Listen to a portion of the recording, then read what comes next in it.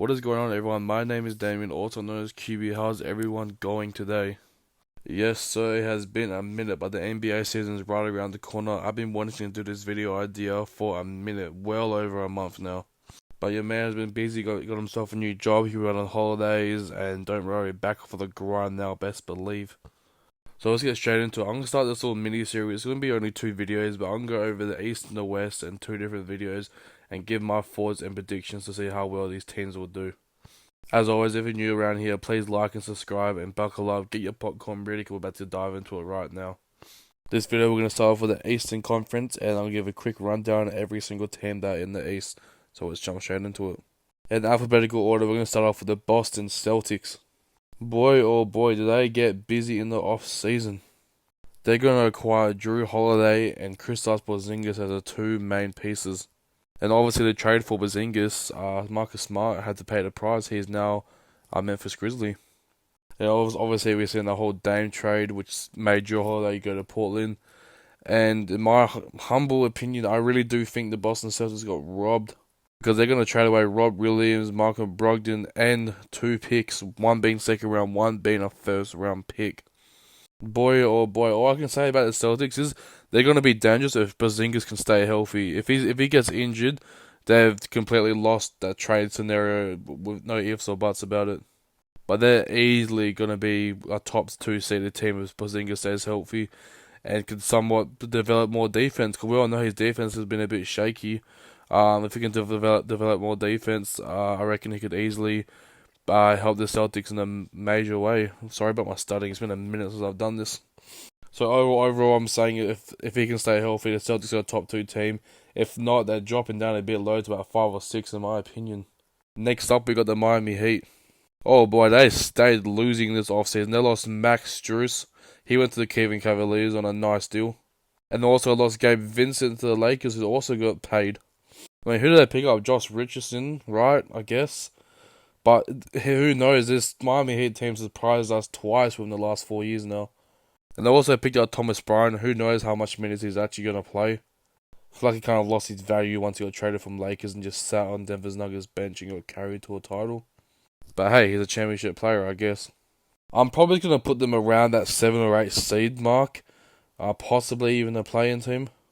Because they just didn't get better whatsoever. I mean, their rookie looks nice, I guess. But I'm going to put them down there for now. They have to show me some real things this season if I'm going to think elsewhere about them. I just realized there's no way I've got this in alphabetical order because next up we have the Milwaukee Bucks.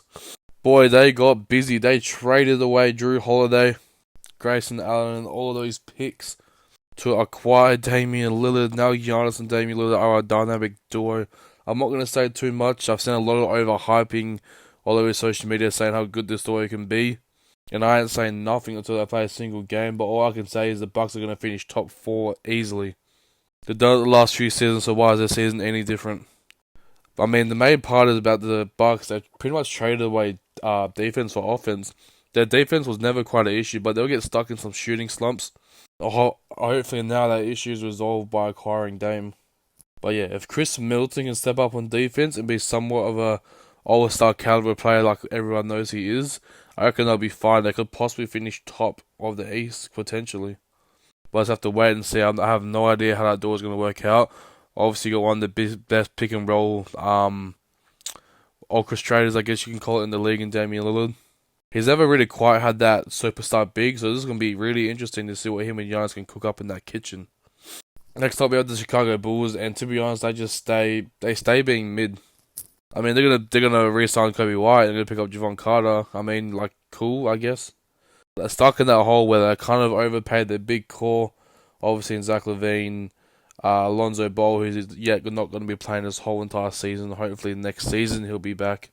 DeMar DeRozan and Vucevic. All those guys are really kind of overpaid if you look at their contracts. So it doesn't leave much breathing room for them to try to switch it up or, make a trade or whatever.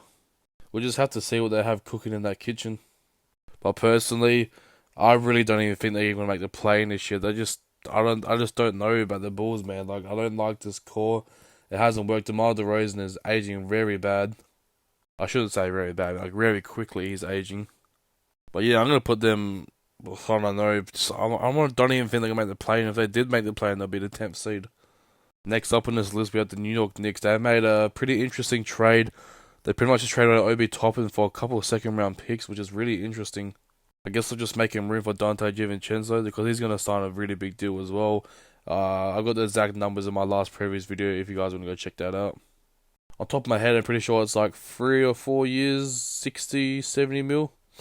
But yeah, they're going to run it back one more time. In my opinion, I thought they should have blown it up a little bit.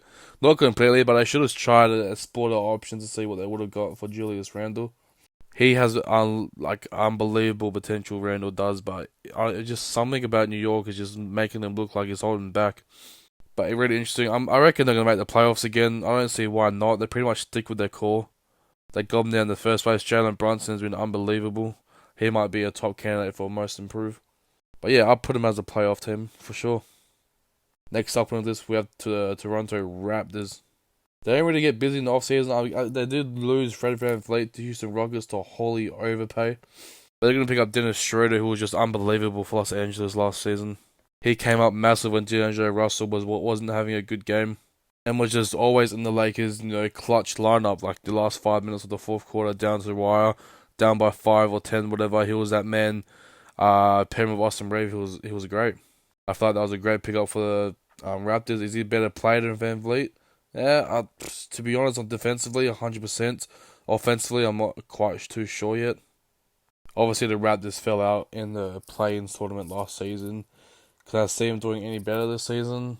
To be honest, probably not. I'll put them around the same mark as they were last season. But obviously, they're going to have Jakob Poeltl for a whole season now. He was only there for half a season. Let's see what the Raptors coaching staff can do with him, if they can develop him really well, or either I still put him as the same as they were last year, just not really improving much, but we'll move on to the next team anyways. Next up, we have the Philadelphia 76ers. This is a very interesting one. They had a great pickup. They picked up Kelly Oubre. He's going to help their team significantly. James Harden's just been absolutely a baby this offseason, trying to get traded.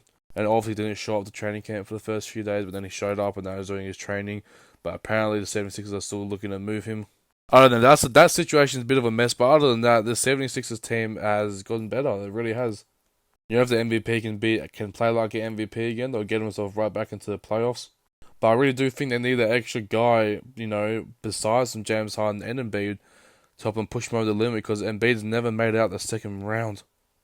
And Embiid also underperforms as well in the playoffs. So does James Harden. He did have a couple of massive games, but he also had a few stinkers as well. I'm neutral about the 76ers. It really depends if they get rid of Harden or not, and what they get for Harden. I'm just going to go out on a limb and assume that they're going to keep Harden. So I'm just going to say they're going to finish probably around the same mark again. Maybe even 4th or 5th. We'll just have to see if they end up trading Harden. It's a lot. It's hard to, make a projective on this, knowing if he's still on the trading block or not. That's why I waited so long for this video, because obviously Damian Lillard's name was up in the air for literally months. And that finally happened, so we'll have to see what happens with Harden, I guess. Up next, we have the Brooklyn Nets. Made it in as a 6th seed, I believe, last season. Unfortunately, got their asses swept in the first round by the 76ers, but that's okay. That is a young, bright, developing team right there. I'll put them as a playing team easily this season. The way that Mikal Bridges can just, develop and just keep doing his thing, dropping multiple 40-point games. Still got Cam Thomas there. They're going to develop him as well. Nicholas Claxton is definitely all-defensive team caliber player. That Spencer Dinwiddie, Finney Smith is still very interesting player as well. He's very underrated in my opinion. They're a very solid young team, and I reckon they've done an outstanding job, acquiring all these picks and young asset players. For obviously James Harden, Kevin Durant, and Kyrie Irving all wanting out. I'm not sure if KD wanted out. I think they just decided to blow it up because they weren't getting anywhere with just KD. But yeah, they did very, very good of acquiring, what they did for the players that they lost. So I'll probably put them as a play-in team this season. Don't get me wrong, they're gonna be one of the most exciting young teams to watch though. So keep an eye out for them for sure. Next on my list, we have the Cleveland Cavaliers. We'll see what they can do with Max Strus, I guess. That's pretty much the main player they've acquired over the off-season. I don't see why it could be a bad move. It just made him better, in my opinion. Jarrett Garland's going to be there doing his thing. Mitchell's going to be there doing his thing. Jared Allen's going to be there doing his thing. Evan Mobley's going to be there doing his thing. I reckon they'll make it past the first round this time. I don't know how far they're going to make it after that. The team is an exciting young team. Evan Mobley just keeps getting better and better. I put them as a playoff team for sure. Up next on this list, we have the Indiana Pacers. They got kind of busy. They're going to obviously acquire Obi Toppin. And they're going to not overpay, but they're going to give a healthy amount to Bruce Brown. We'll see if it's an overpay this season. He has to be starting, right? There's no way you give someone that much of a bag for him to come off the bench. That team's also going to be very, very exciting. You have Tyrese Halliburton, a great passer, and you're going to pair him with Obi Toppin, who's one of the best alley-oop finishers in the game. That's going to be a sure show for sure. I'm not like 100% sure how much they're going to run that pick and roll, but I guess they're going to try it out and see what those two can do together. I'm not sure if Toppin's going to be starting or not. I don't see why not. I reckon he'll fit in perfectly right there next to Miles Turner. We'll have to wait and see, I guess. This is a big call, but I'm saying they're going to be a playoff team this season. I have really high hopes for Tyrese Halliburton. He keeps getting better and better. Ever since he left the Kings, it was just, better and better. Uphill, and uphill. That's my big take on the Eastern Conference. They're going to make the playoffs, so mark my word. Next up on this list, we have the Atlanta Hawks. I mean, they pretty much traded John Collins and pretty much got Patty Mills back for him. Because obviously they got Rudy Gay, but then they waived him. I mean, they got Wesley Matthews as well. I'm not sure how much playing time he's going to get. And obviously they lost Lou Williams to retirement. So we'll have to see, I keep saying that, using that phrase, but they're going to be pretty mid. I'll probably put them as a playing team. Obviously they made it for the play-in last season, and then put up an actually decent fight against the Boston Celtics. But I'm going to put them right back in that situation. They're going to have to prove me, elsewhere that they can be better than that. Next up on this list, we have a young Orlando Magic team. Paulo Banchero is probably the least talked about rookie I've ever heard about in my life. He had a fucking great debut season, and no one's really talking about him. Averaged 20 points a game. And he's just a solid all-around player. He's really good inside as well. And, obviously Cole Anthony and Markel Fultz, those guys are starting to blossom and get into their prime a little bit now as well. I was glad to see Fultz get up back on his feet after everything that happened early in his career. They picked up Joe Ingles, who's an absolute dead-eye shooter. He played really well for Australia in the FIBA World Cup. I mean, when they waived Terrence Ross, that was a bit of a what are you doing situation as well. I mean, Jet Black looks like he's going to be a solid NBA rookie as well, so we'll have to see what happens with this team. I still don't think they make the playoffs or play in, but I do think they're going to improve dramatically. Coming down to the last few teams now, and up next we have the Charlotte Hornets, and they're going to be pretty exciting in my opinion. They're going to have Miles Bridges added back to the roster. After all the off-court drama, he's got himself sorted and he's back in the NBA. And everyone forget how much of a dog that man actually was. He was an unbelievable player. He was a really smooth all-around player, could hit his middies. Most importantly, he was one of the most aggressive players in the league. He was up for a massive contract as well before all that stuff happened. He was probably up for a 4-year, $100 million contract easily. All that stuff happens, but then he's coming back on a 1-year, $7.8 million deal, I believe it is. Obviously, they're going to have Mr. Beast. Mr. Beast is going to be sponsoring that team this season, which is unbelievable. A content creator sponsoring NBA team. That's really what the cylinder is for being a content creator. It's just you can keep going up and up, I guess, to the point where you're sponsoring an NBA team. And most obviously, they have Brandon Miller as well. Let's see what he can do in his first year. And also as well, they signed LaMelo Ball with that massive extension, 260 bags. Let's see if he can be a solid leader, I guess, to see what he can do for the Charlotte Hornets team.